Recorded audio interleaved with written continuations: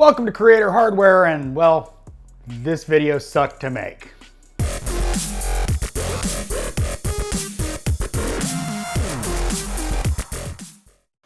In the production of this video, my Sigma 16mm prime lens, well, broke. My camera's fine, but I lost a lens. So, getting into the subject of the video is the Unraid server that I built to archive all of my footage. Quickly go over the parts: Fractal Design R5 case, AMD 3600, non-XT, just 3600, 16 gigabytes of RAM, 36 terabytes of hard drives. So I've got a total of 30 terabytes of storage in one parity drive, along with a Sabrent 1 terabyte NVMe as a cache drive. So here's some of the footage of me building it after I damaged my lens.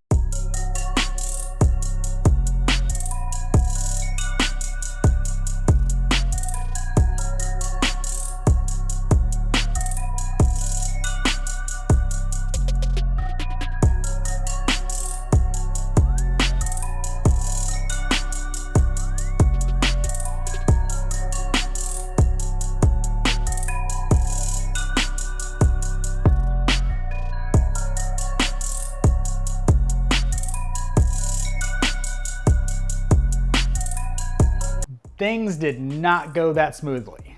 One thing I did not show in the montage was me trying to get it to work. That turned into a little bit of a cluster. FYI, the SanDisk Cruiser worked for Unraid. I've seen videos of people using the Ultra Flare, but I could not get the software to recognize it to format the thumb drive. In case you don't know, the operating system is run off a thumb drive.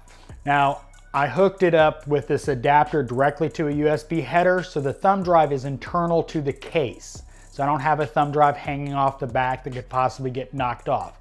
Lose a thumb drive, you lose a system. First, trying to boot it up through, the thumb drive, it would not recognize that as a boot drive. I went through a bunch of different things in the BIOS trying to get it to recognize it. It would not. Found out, by the way, if you want to deep dive into how to build an Unraid server, Illuminated Nerd, I'll link it in the description. Great tutorial on Unraid. Go watch it. I forgot to check the box that says UEFI.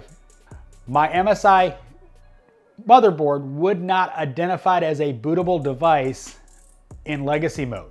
It would not. So I had to go back in and go UEFI boot.